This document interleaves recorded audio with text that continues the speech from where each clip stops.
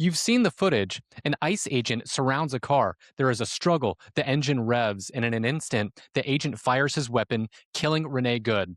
Right now, the internet is arguing about morality, but in a courtroom, the only thing that matters is the law. And if this agent were charged with the crime right here in Florida, his entire defense would hinge on these three powerful words: stand your ground. I'm Rick Fletcher, and I file stand your ground motions for a living.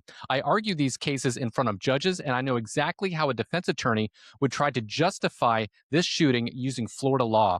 But I also know exactly how a prosecutor would use the same statutes to tear the defense apart. To understand if this agent was justified, we have to look at Florida Statute 776.012. This is the core of your stand your ground law. It says a person is justified in using deadly force if they reasonably believe it is necessary to prevent imminent death or great bodily harm. So here is the argument the agent's lawyer would make in a Florida courtroom. They would argue that Renee Good wasn't just driving a car, wielding a deadly weapon. They would claim that the moment the car moved, the agent faced an imminent use of unlawful force. They would argue that under stand your ground, the agent had no duty to retreat. He didn't have to step aside. He didn't have to jump out of the way. He had the absolute right to stand his ground and meet that deadly force with deadly force. It sounds like a strong defense, but there is a massive legal problem with the agent's claim, and it's found deep in the text of the Stand Your Ground statute regarding the presumption of fear. If I were a prosecutor, I would point the judge immediately to Florida Statute 776.013. We presume a person is in reasonable fear of death if the person they shoot is unlawfully or forcibly entering their occupied vehicle. Usually this statute protects the driver, but look at what the agent did in this video.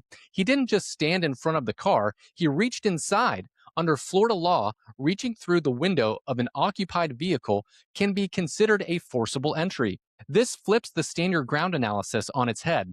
By reaching into the car, the agent might have become the legal aggressor. If he is the one who initiated the forcible entry, he cannot then claim stand your ground immunity when the driver tries to escape.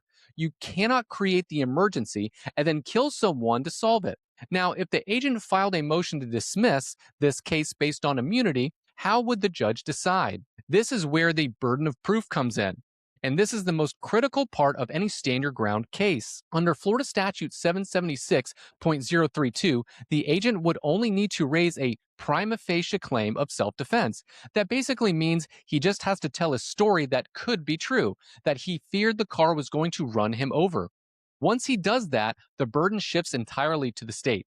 The prosecutor must prove by clear and convincing evidence that the agent was not entitled to stand your ground immunity. That is a very high bar. As the court ruled in Bowie v. State, the evidence against the agent must be precise, explicit, and lacking in confusion. This means if the video is blurry, or if the witnesses contradict each other about whether the car was moving at him or away from him, the state might fail to meet its burden. If the evidence is confusing, the tie goes to the defendant, and the agent wins immunity. However, the clear and convincing standard also requires the judge to have a firm belief in the truth of the allegations. If the video clearly shows the agent stepping into the path of the fleeing vehicle or firing after the car had already passed, the judge can rule that his fear was legally unreasonable.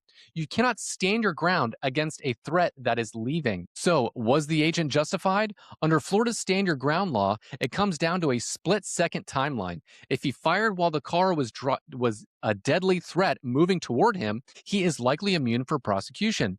But if he created that danger by reaching into her castle, her occupied vehicle, then he lost his right to claim self-defense the moment he crossed the threshold of her window. These are the complex legal battles we fight in court every day. Stand your ground isn't a get out of jail free card. It is a complex statutory framework that requires precise evidence. If you are facing a charge where you had to defend yourself, you need an attorney who knows how to use these statutes to shift the burden to the state. We know how to file these motions because we know the law inside and out. I'm Rick Fletcher. If you found this breakdown helpful, hit that like button and subscribe to our channel. Stay safe and stay alert.